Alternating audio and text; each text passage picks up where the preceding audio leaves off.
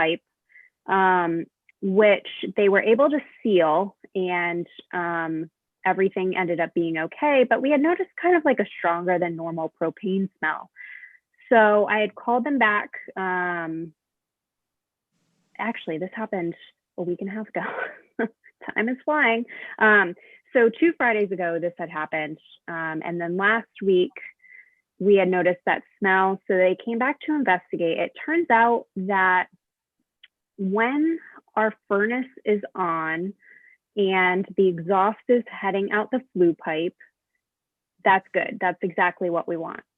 We noticed the smell more in the afternoons. So when the furnace shuts off, there was sort of a backflow of air coming in from the outside into the furnace, and we were smelling more of that.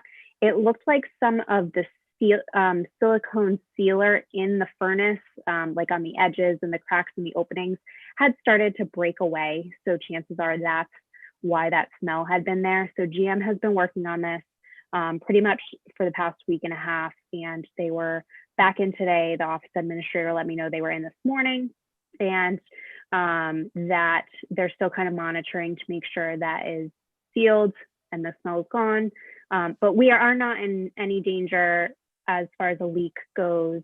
The fire department actually came by and did a carbon monoxide check too. So we're all set there. There was none detected, which was great news. And in the meantime, he did notice that there was something a little out of the ordinary with our sprinkler system. So it's nothing that's not safe. It's just he would prefer that it be checked by Encore. So they'll be out. They're going to send me a quote for their time and everything, and they'll be out in the next couple of weeks, or next week, hopefully. So that is the story with the furnace. So you will see some additional building expenses coming up over the next month. And Corel controls, we've kind of narrowed the electricity issue down to the air, specifically the air conditioning. This has been on the advice of our new electrician. This has been on the advice of our energy auditor. And I also had National Grid out to even check the meter to make sure that was not something that was wrong. So our energy costs are coming down, and the electricity bill is not as extraordinary as it had been over the summer months, which definitely points to the air conditioning. And really the air conditioning in the building, as far as what the energy auditor and the electrician told us, is pretty much the only thing that could cause the overage that we had. So what GM, so moving over to HVAC, they've checked everything out with the rooftop units. What they think may be happening is that our building is not going into what's called unoccupied mode at night with the software system that controls the HVAC. So we are actually going to have our Corel control HVAC system vendor come out, take a look at it. And actually, I was just talking to the budget subcommittee about this. This was the year coming up that we were supposed to have to replace that computer system. And it's been in place for 5 years. So if you think about a laptop or any other computer, that is typically, you know, the lifetime or lifespan of a computer. It'll start to slow down, you'll need updates, so on and whatnot. So that is hopefully next week as well. I am never short on building projects and building maintenance. So this is really going to be the year where I think that we need to focus on getting as much done as possible with the budget that we have this year. So we also officially closed out fiscal year 20, which is great news. The shelving that had been back ordered had been shipped. So we have paid the town $5.05, and we have officially closed out fiscal year 20, which is great. So it was a tough year, and I'm very, very glad to sort of put it behind us, although not too far behind us. Fiscal year 22, the town is actually already asking for that budget. So pretty much once we're done with fiscal year 21 tonight, I start on fiscal year 22. I've been thinking about it all this time. I have a rough draft, and I'll be working on it with the treasurer for your initial approval at next month's meeting. So that will go to the town. So we thought all the budget stuff was over. It's never over. So let's see. And I did receive word from the town treasurer. She sort of gets advance notice of RIPE payments. And so our grant and aid, our first grant and aid payment is on its way. We should see it within 2 weeks, and that's right around $30,000. So the state, again, has not set their budget, and they probably will not until December. But our state grant and aid is coming, which is very good news. So that's what I have for income and expense reports. If there are no questions, I'll move on to Bank Newport. Okay, Bank Newport. So you'll notice there's a negative amount under Bank Newport, but that is for the refund of Intuit overcharging us on a check order, which I just got the notification today that they had refunded us all but $5. So finally they refunded us $5. And primary expenses for this month were due to upcoming programs. So despite us being in a pandemic, all the virtual programs, all the pickup and take home kits, those are still going very strong. And we had a beautiful day for Story Walk today. I heard the first week we did it, it was rainy Monday. So we did it on Wednesday. So this was actually like our first real Monday Story Walk. And I heard it was great. And all of our virtual programs have gotten fantastic feedback. And I'll talk a little bit more about programs in my director's report. All right, any questions? All right, good, thank you. Let's move on to committee reports. And let me get back so where I can see you all. Excellent. Personnel committee met September 29th, and we did Catherine's review. Anyone who would like to read the review, contact me, and you're certainly welcome to do so. We assigned Catherine an overall outstanding 4 points. And we will thank you to Chris and Kim for working so hard on this. I think we did a very thorough job and are very pleased with the performance of our director. Sorry, I have a wild beast in the room. When we have finalized the budget, we will talk more. Shall we move on to the budget committee?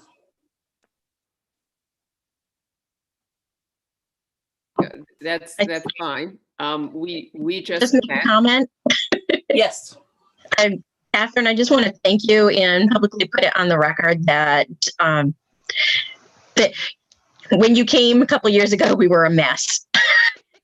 And you've organized us really well. But nobody could have predicted what was going to happen this year. And the fact that you have these 5 billion different building issues to deal with, and then COVID hit. I'm not sure how the library has, I don't know, has just done so well. And, you know, the compliments, like people have left and right been saying to me, so impressed with how the library has managed to, you know, serve the community throughout all of this. A couple people have talked to me about the telephone calls that were being made to the seniors. So it was really nice to hear that the community is appreciating the library and seeing all the different things that the library can offer. So thank you for being at the helm of that. Hear, hear. You're welcome. Thank you so much. Thank you.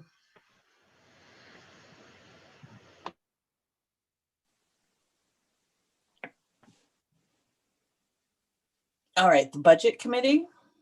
Yes, so Sandy and I met with Catherine, and we spent a little over an hour going over FY21. Because we got to be careful here. We're just finishing FY21, but next month it's FY22.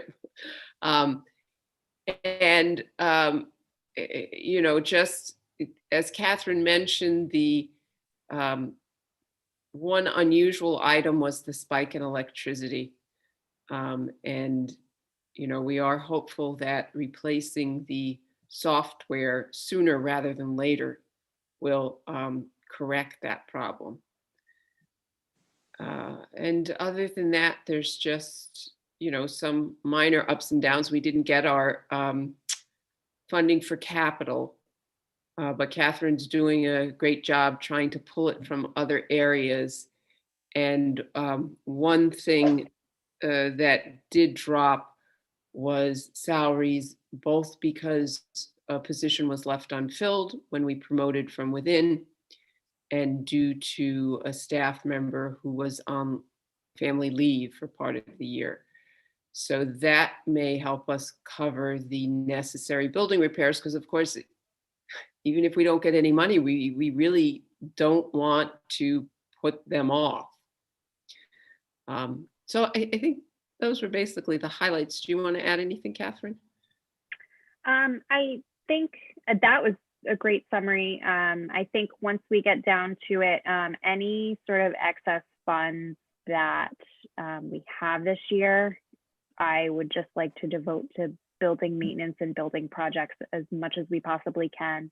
And I had spoken with the budget subcommittee about how every month the building maintenance is going to be something I'll talk with you all about things that we could potentially be doing, and whether you all think it's a good idea to move forward on some of those bigger projects.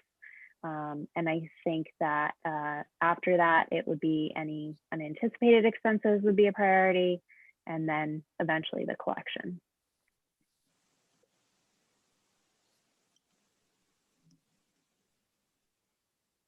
So I don't think there's anything for us to vote on now, right, Catherine, for FY21? So typically we do vote just so we can have those budgets, those line figures swapped into QuickBooks. Yep, just so that you can see the progress for each year. Okay, so I will make a motion to approve the FY21 budget as presented by Catherine. Second. All in favor? Motion passes. Excellent. Thank you, everyone. All right, let's move on to the director's report. Okay, so we had an exciting September. Some of the things that you'll see as like pre-COVID are starting to return a little bit. And we did have some book club in-person meetings, which went fantastically. Those are the types of programs that we have that we're able to have pre-registration for in our community room, which only has a capacity of 13 right now. So we are able to monitor that capacity pretty well. Everybody is distanced, masks are worn the whole time. And so things went as good as they possibly could have gone. We saw an increase in circulation statistics, which is great news. eZone continues to be a favorite option for our patrons. And you'll also notice that our reference and technology questions are pretty comparable to pre-COVID times. So I think that I know that we have definitely had an increase in phone calls during this time. So we do get a lot of reference and technology questions, and despite not being able to have certain in-person things like one-on-one technology appointments, we can still do those over the phone or over Zoom. So we have been plugging right along. Some of the questions that have come up lately are if the meeting rooms will be back open soon.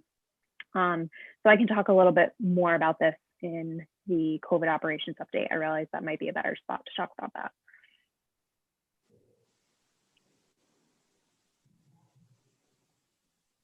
And I'll move on to that if there's no statistics questions. So we opened for full hours on September 28th, and everybody has loved that.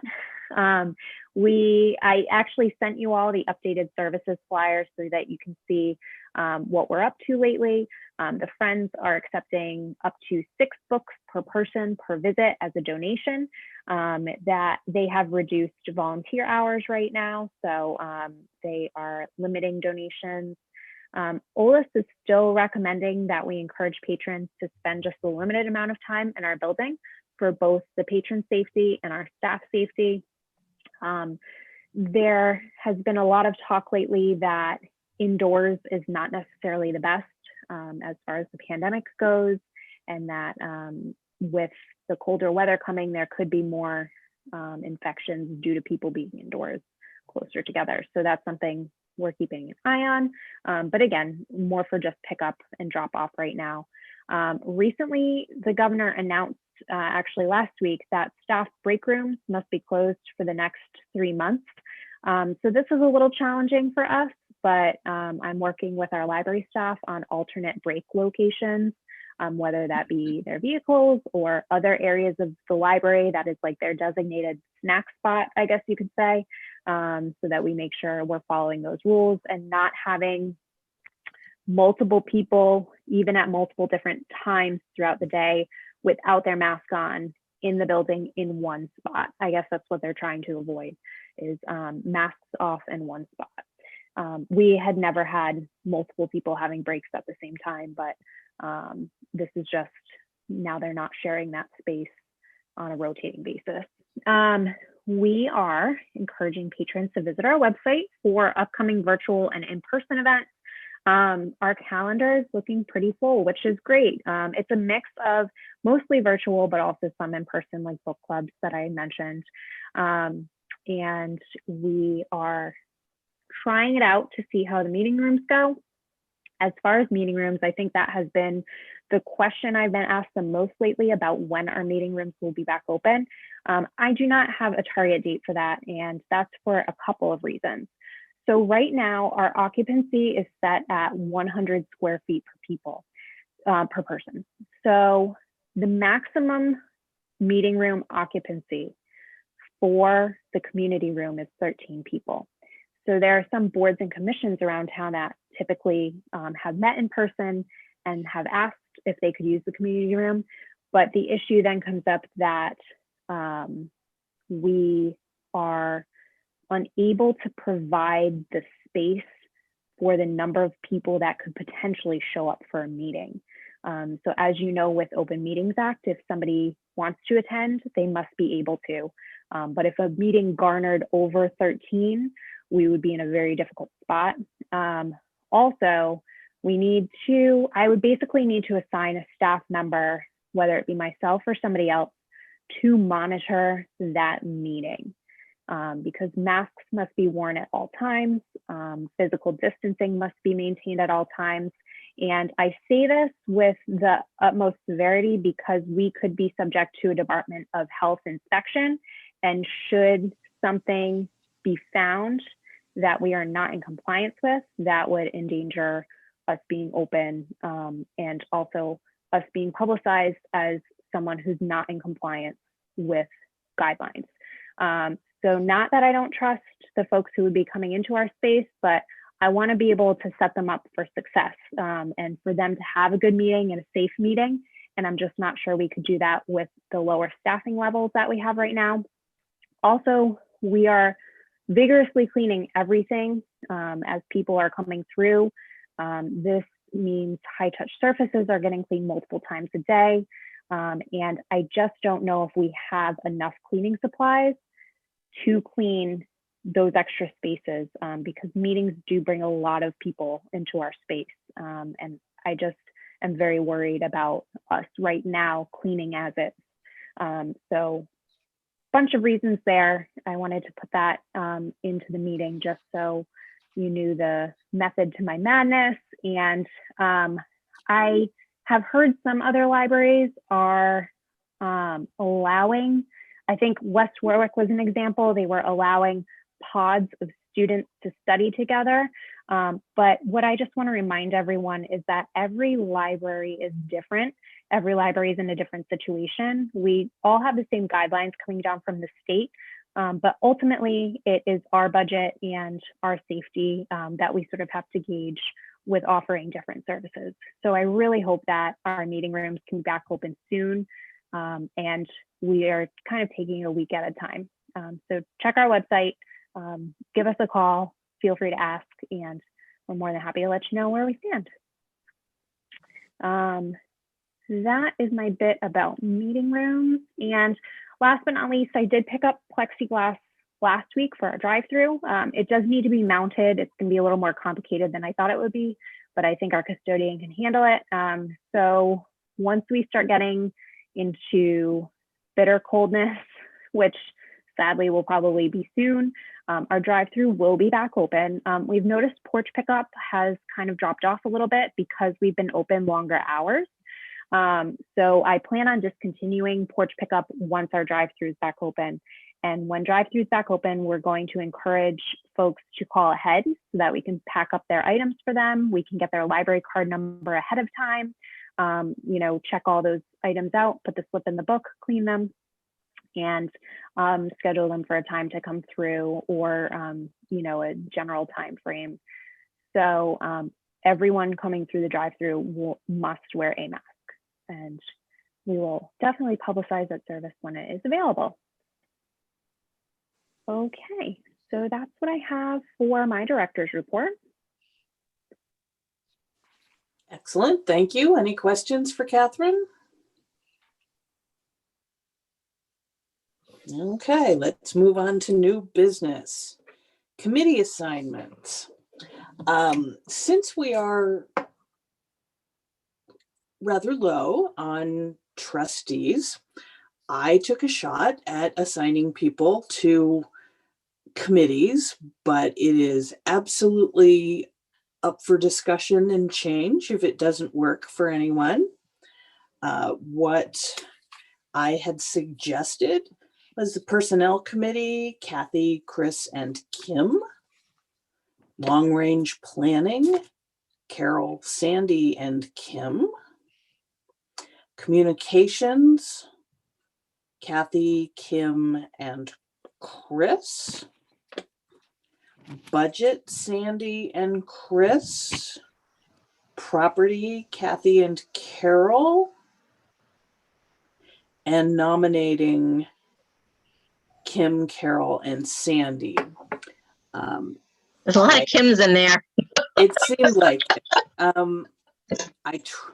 You're right. I've got you down 4 times. I'm sorry. I was trying to keep it down to 3 for everybody. All right. I love you guys, but I can't tell you how many times I've done this in pencil and I counted and counted and counted, and then obviously I messed it up. So Kim, what would you, I know you said you definitely wanted personnel, long range planning, communications, or nominating. Would you like to drop?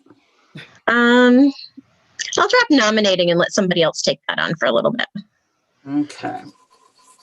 So, Chris, I know you said you didn't feel you had time for the budget committee. Not with, I just, when I saw that, it was like, oh my God, that's like too much when I'm starting this other thing, and I've got other commitments, and I can't do it. Okay. That leaves only Sandy on the budget committee. Is there anyone else who would like to volunteer to be on the budget committee? I'll do it. Who is Yay, Carol. that? Carol. Thank you, Carol. Having just looked through the budget, I mean, Well, Carol, now you're on 4. right, but quite frankly, long range planning, I don't think is going to be the issue it was when Pam and I essentially had to create the document in 2017. We have a director now who is able and willing to guide that effort. And nominating is just a summertime, really a commitment, right? So did I just talk myself into 4, Kim? You did. No takesy backsies. You're gonna have to takesy Well- backsy if you'd like. Well, the long range planning thing, because I looked at that too, and it's like, it looks like you get, with just what you said, you get an update for the next long-term planning, and Catherine has taken that on. So do we need 3 people? Because I was asking Kathy if, until we get some other people, do we need to have all these committees, or can we loosen it up a bit? And if Catherine is, and you're doing the updates, Catherine, so it's not, you're already doing the updates for the long-term planning, right? Quarterly, yes. Yeah, so I wondered if you, just given what you just said, Carol, if it was Sandy and Kim. Yeah, and because I think the plan, I joined in August of 2017, and we wrote all the surveys, and we pushed out the surveys, and we held the focus groups, and then I think we got it approved in 2018. And so it runs to 2023. Does that sound right, Catherine? That's exactly it. It's Okay. So, right, we get our reports, and, Catherine does address what she's able to address that's in there, and has been updating it. So really the big push in terms of meetings and focus groups or surveys shouldn't come again until 2022, maybe, Catherine? I would say that's a good timeline. Probably early 2022. Yeah. And we just did our survey, so I think even then, with the most recent survey, I didn't actually meet with the planning committee. It was just done through these regular meetings. Right. And then, so at that point, we'll also discuss how much we want to do in-house if we want to hire some services. But that sort of intense discussion anyway wouldn't begin until, as you said, January of 2022. Yeah. So yeah, I think we can go light on long-range planning. Yeah, because actually the other thing, I didn't realize it when I looked at it back. I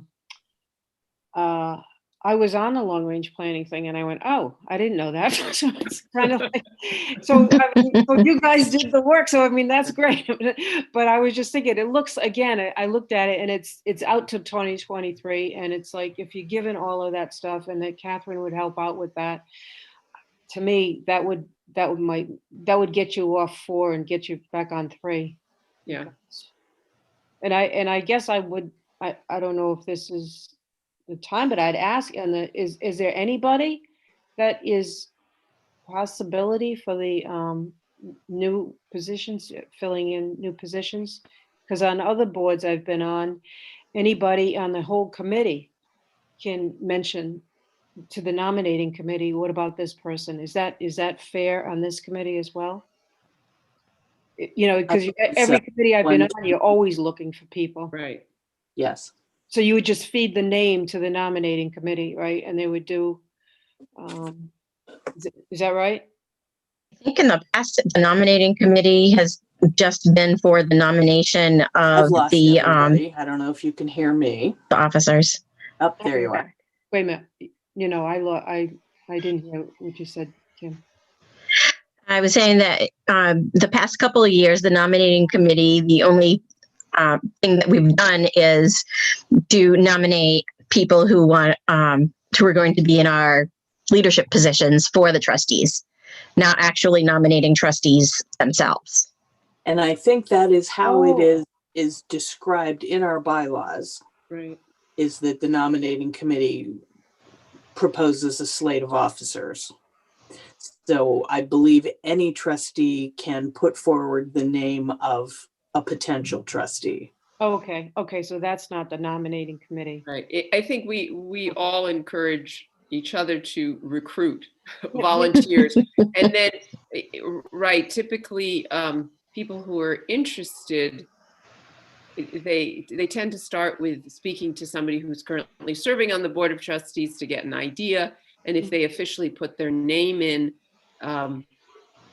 then the board, then they might sit for an interview with the Board of Trustees, particularly if there are more candidates than openings, which doesn't happen all that often. That would be nice.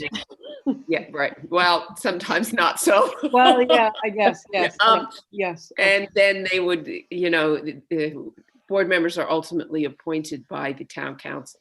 Right, so the nominating committee is more of an internal. Yes, slate of officers for the board itself. Okay, all right. I think just to expand a little bit on what Carol just said, the last few new officers, new trustees did come in, sit with the chair and vice chair, and we wrote a letter to the town council about our thoughts about the suitability of that person. Okay. All right. Okay, thanks. I really do appreciate, Carol, that you stepping in again for the budget. I was going around the house saying, I don't know how I can do all this. So I do appreciate it. Well, it's always difficult, especially when we are down people. Actually, this brings up something that I have been meaning to talk about.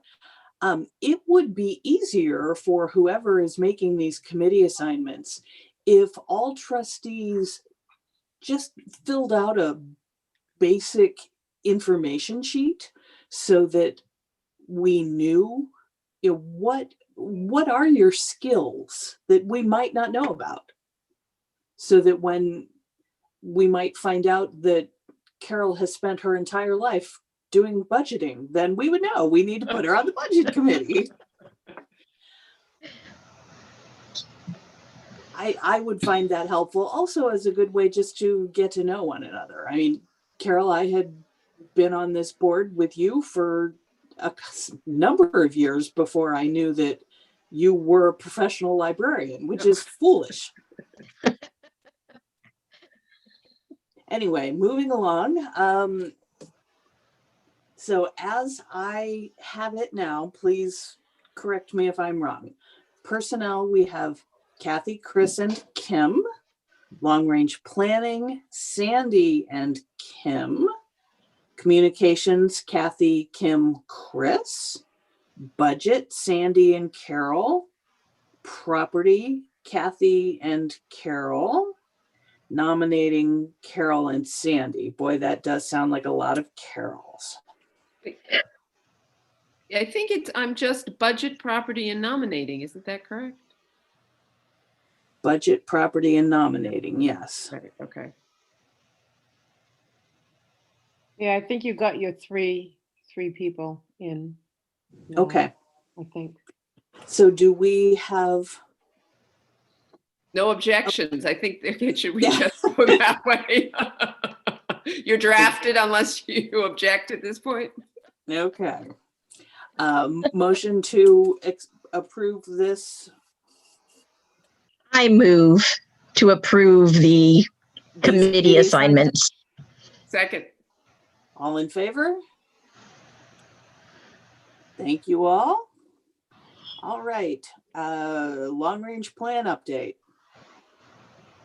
Okay, so so in my summary that I sent you all, I kind of just took some of the bigger picture ideas that are mentioned in the long range plan, and gave you some updates on each of those that we've had updates to. So to start off, I have funding. So the FTR was passed and we'll be receiving our grant and aid this year. We did have an OLIS grant come through using the CARES Act funding directly from the federal government for libraries. And I believe this was actually separate from the state funding, or it was specifically designated for libraries. So this was $1,500, and I think that actually just came through. So additionally, OSL received the Take It Outside funding for parking lot Wi-Fi, and that was installed last week, which is great. So we have had some grant opportunities. We have our town allocation, our grant and aid, and I think that it seems, I wasn't sure, but it seems like there may be some grant opportunities out there this year.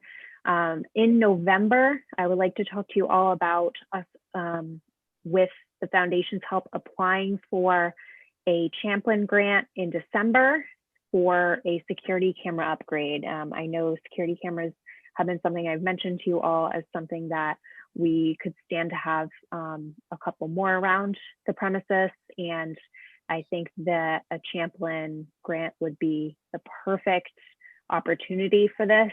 I actually know of one other Rhode Island library who has specifically funded their security camera system through Champlin. So I think we should definitely think pretty seriously about that. It would be one less added cost within our library budget if we were able to grant fund this. So that is forthcoming next month. Programs. So while digital programs, we're able to give those who are not normally able to attend in person the opportunity to do so. This leaves a significant number of individuals unable to participate for technology reasons, just for time reasons. Maybe they just prefer the in-person format. So we have started to hold those small in-person programs again. And I think that we're in a good spot now where we are still doing our programs. We've diversified things a little bit more with take-home kits and using creative programs around our property outdoors, which has been great. So despite all of the negatives that COVID has brought us, there have been a lot of positives, especially with our programming and seeing how we can change those for the time being. Maybe some things we'll keep in the future, and we'll see how that goes. So we are back to our regular hours, which is in compliance with Libraries of Rhode Island, or LORI, L-O-R-I standards. And at this time, I would not recommend seeking to fund Sunday hours. I don't know of any other Rhode Island library right now that is open on Sunday, just because it is hard to have libraries open for additional hours with cleaning supplies, staffing, tight budgets. So I know that had been at the top of our long range plan. It might be something to consider for fiscal year 22, but I just think right now, in the midst of the pandemic, that opening additional hours beyond what we are right now would not be a wise decision. Of course, that is all up to you, but in my advisory standpoint, I think that it would be good to put that off until fiscal year 22 if we could. As far as publicity goes, library staff have been hard at work publicizing current library services and events. I really loved the idea of a sponsored Facebook campaign. It is more complicated than I thought. So over the next week or two, I'm going to be working with the library staff on how to do that. By working with them, I mean by voluntolding them. So it will come from our community programming funds, and that will be from Bank Newport. So you can set a dollar amount and Facebook just says, great, thanks for your money, and we'll run with it. And there we go. And that's actually pretty much how it is. I don't mean to oversimplify it, but you can sort of pick, do you want more people to like your page? Do you want more traffic on your page? Like which elements of Facebook you would like them to drive upward with those sponsoring funds. So ours will lean towards more traffic and getting those who don't necessarily like our page already or see our updates to see our hours and what services we're offering, things like that. Okay, that was publicity. So last but not least is the collection. So I'm unsure at this point if our budget will support additional funding for collection items this year. The collection line right now is funded at what it has been, pretty similarly to past years. However, the foundation is launching their Buy a Book campaign. The foundation has actually been pretty hard at work with two separate campaigns. So they're doing their normal annual ask, but they are also doing a designated fundraiser to have folks who would like to donate money to a specific area of the collection, or we won't be taking necessarily like particular book requests because that gets into a gray area with how we curate our collection, but just sort of like a genre. So if somebody wanted to donate $100 and wanted that to go to children's picture books, then we can make that happen. And then any picture books that we purchase with those funds, a book plate can go into. So I am grateful for the foundation's assistance with this. And I think it's great for them because it's helping them connect with donors who are donating for a specific goal, like more books on our shelves. So that has been what we are looking forward to over the next couple of weeks. And they are still in the planning stages. It hasn't been formally launched yet, but they already actually had a $1,000 donation for our collection, which has been phenomenal. Great. Catherine, if I just might suggest, in terms of designated areas of the collection, it might be helpful for you to draw up a list of areas of the collection where you know there's a demand for more books. Because I know sometimes people have an interest and they'll say, well, I'll give you $1,000, say, for gardening books. But you might know that, well, we've had lots of people who generously donated gardening books, and that's not an area we really need to put another $1,000 with. But if people could see the list, you know, they might say, oh, well, I also have an interest in that section, so put my money towards that.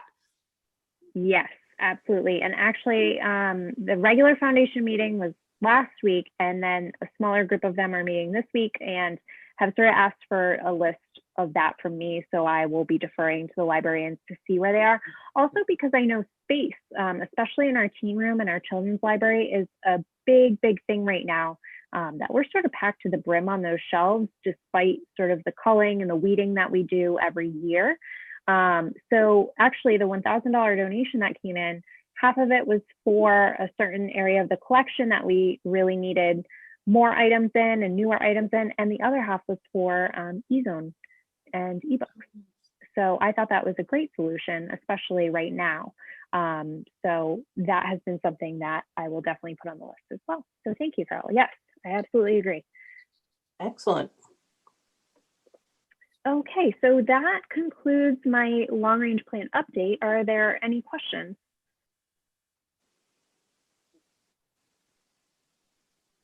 No, I'm just so pleased that we're continuing to make some progress on the plan. And I mean, we've always said that it has to be flexible, and of course, no time more than in a time of a global pandemic. But I feel like we're still making good progress. So thank you for that. You're welcome. I agree. I think we're making great progress. I know, just as some logistics, I have been a little bit off on the timing of these updates. So we're going to do another one in December, and that will, even though that's just 2 months, that'll put us back on the right track for quarterly.